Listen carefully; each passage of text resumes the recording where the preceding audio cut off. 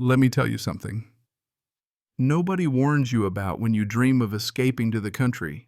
You picture peace, maybe some deer in the yard, a little wood smoke in the air. Nobody tells you the real apex predator isn't a bear or even your neighbor's dog. It's the damn HOA. Yeah, that happened.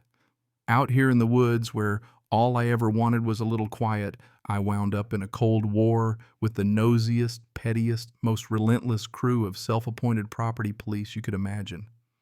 And let me tell you, they came smiling at first until they realized I wasn't about to roll over. That's when the real fun started. The first sign of trouble. Not a raccoon in the trash or a coyote sniffing around the chickens. Nope. It was 3 people standing by my gate one morning, backlit by sunrise, staring up at the house like they were rehearsing for a hostage negotiation. I hadn't even had my coffee yet. There was this woman, maybe late 40s, blonde pastel blazer, the kind of person who uses, per my last email, an actual conversation. She had 2 guys with her, both looking like substitute gym teachers, clutching clipboards for dear life. None of them knocked. They just loitered. You know the way deer freeze when they sense a hunter? It was like that, but with less grace. I stood there in my kitchen curtain in one hand, mug in the other, shirtless and blinking at these 3 strangers like, "Are you lost?" Part of me hoped they'd go away on their own like a bad dream. But after 20 minutes, then 30, I realized they weren't leaving. Hell, one even sat on their SUV hood like he was tailgating at a football game. It was bold. Finally, I walked out on the porch, boots thumping on the boards, and called out, "Can I help you with something?" as politely as I could muster. That's when Karen, that's what I called her, of course, stepped forward with this smile stretched across her face like she'd borrowed it from a training video. "Good morning, Mr. Nash. I'm Karen Landry, Vice President of the Winding Creek Homeowners Association. Just here for a friendly chat, neighbor to neighbor." I had to laugh. Most friendly chats start with a knock, I told her. She didn't miss a beat. We just had a few concerns about visual impact. Your house is visible from the community, and there's been talk of architectural cohesion. Now let me back up a sec. My property isn't part of their little kingdom. 6 acres, deeded and surveyed, just outside the boundary lines. Bought it fair and square. I made that real clear. But Karen wasn't backing down. "Boundaries can be open to interpretation," she said, like she was teaching kindergarten. "We'd like you to voluntarily enroll in our compliance program, for the good of the community." I took a long, slow sip of coffee and said no. One of the clipboard guys scribbled something probably difficult or non-compliant. Karen's smile didn't budge. "We're simply offering guidance," she insisted. "Guidance doesn't usually involve standing at someone's gate for an hour," I shot back. "Feels a little more like intimidation, don't you think?" She blinked. "We don't want to bring legalities into this." "I'm not part of your HOA," I said. "Didn't sign, don't want in. Please leave." One of her muscle men tried again. "Visual non-compliance can affect property values." But I cut him off with a look that said, "Try me." That was about the point where Karen's mask cracked a little. "We'll return with documentation," she promised, soft but sharp. Well, bring it on, I thought. I went inside, locked the door, set my coffee down, and checked my security cameras. They just stood there staring, maybe waiting for me to surrender. But what they didn't know was that Saturday I wasn't alone. Right then, my buddy Nate rolled up, timing like fate. Dark blue Explorer sunglasses, tactical pants, and that unmistakable FBI windbreaker. Yeah, Nate's the real deal. The second Karen saw those yellow letters, FBI, across his back, her spine straightened like she'd just swallowed a stick. Nate called out, "Robert, you got uninvited guests." "About 2 hours uninvited," I said. "They've been camped here like a Jehovah's Witness SWAT team." The HOA trio went from confident to nervous in about 3 seconds. Nate stepped right up, badge on his belt, voice low but clear. "Federal agent. What's your business here?" Karen scrambled for her customer service smile. "We're just volunteers, just here to chat about property visual standards." "Is this property part of your HOA?" Nate asked. "Well, technically, no. Then you have no business being here." The second clipboard guy fumbled his phone like he was suddenly busy. Karen tried to salvage things. "We were just leaving," she said. But Nate flicked on his body cam and said, "Let's document this, just in case." The next few minutes were pure satisfaction. Nate pointed out they'd blocked a fire access route, which in this county is a nice fat fine. The clipboard guys turned beet red, scrambled into their SUV, and peeled out so fast they almost left tire marks. I just about laughed out loud. That's how you make an exit, I thought. Back inside, I poured Nate some coffee and showed him the mountain of HOA letters I'd collected over the months, an entire folder labeled Annoyance Archive.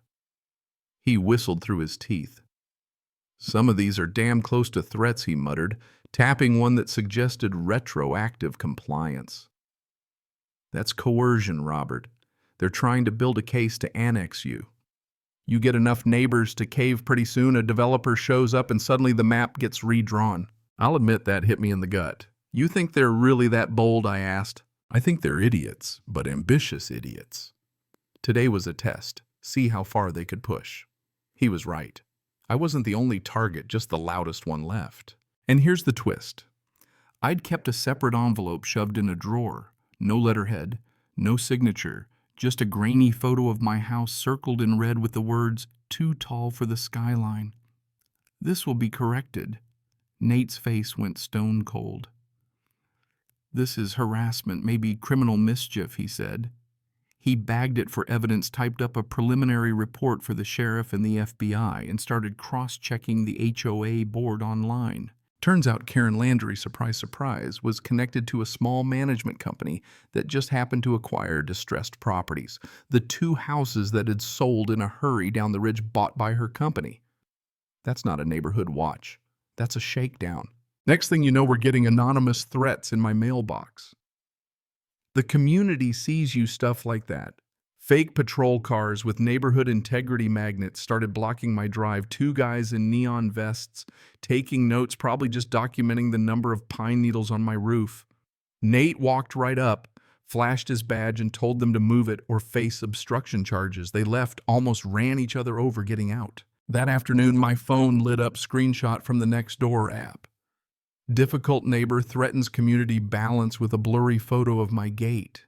They'd started a smear campaign trying to make me out as some recluse ruining property values and scaring wildlife. Only thing I'd scared was Karen's ego. But see, they overplayed their hand. We started talking to neighbors. A retired Army surveyor, Eugene, told us the HOA threatened him over a shed that blocked their view corridor. Another lady said they tried to buy her out with cash, promising to avoid conflict. All over, folks had stories, fines, letters, late-night calls. Nate recorded everything, built a timeline, and by the next week, the sheriff and the U.S. attorney were in on it.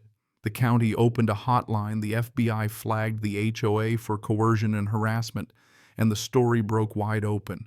Local news, FBI raids, Winding Creek, HOA, and scheme targeting non-members. The best part, Karen got marched out of her office in handcuffs, sunglasses on mouth clamped tight, refusing to look at the cameras. Her mugshot hit the evening news with the headline, "HOA official faces federal charges." She was up for conspiracy, fraud, falsifying documents, harassment, you name it. Suddenly, neighbors who'd been scared to speak up started coming forward. The retired teacher 3 lots over Karen threatened to file a lien unless she replaced her porch columns. The young couple down the hill invited to a private dinner where the invitation turned into a high-pressure compliance pitch. Some just sold and got out, figuring it wasn't worth the fight. But here's the thing, the more we dug, the deeper the rot. Emails from Karen to her board telling them to isolate non-compliant homes, suggesting pressure until they begged to join. They ranked pressure levels on a spreadsheet like it was a video game. They even ran fake patrols to make people nervous. After the indictments, the whole board resigned. The county sent me a letter, an actual apology plus 85 grand for legal fees and harassment. Nate just grinned and said, "Guess coffee's on you now." The cherry on top. 2 weeks later, Nate screwed a little plaque to my front gate, private property. HOA trespassers will be recorded. Consult the FBI before knocking. Underneath in Sharpie, he wrote, "Nate Braftoft." I laughed so hard I almost fell off the porch. And you know what? For the first time in months, I sat out on the deck and didn't feel watched, didn't flinch when a car drove by. The air was finally clear again. Maybe the system doesn't always work, but sometimes with the right help it does. Sometimes all it takes is standing your ground, documenting every dirty trick and refusing to be bullied. So let me ask you, where do you draw the line between protecting a community and controlling it? Have you ever tangled with an HOA or seen a neighborhood get swallowed by rules nobody agreed to? Drop your story down below. Let's hear about the times you stood up, or maybe wish you had. I bet I'm not the only one out there who had to remind the so-called authorities what private property actually means. If you've got thoughts on justice, on right and wrong, on when enough is enough, don't just sit on them. Share this story, leave a comment. Let's get the conversation going. Maybe together we'll figure out how to keep the real wolves at bay.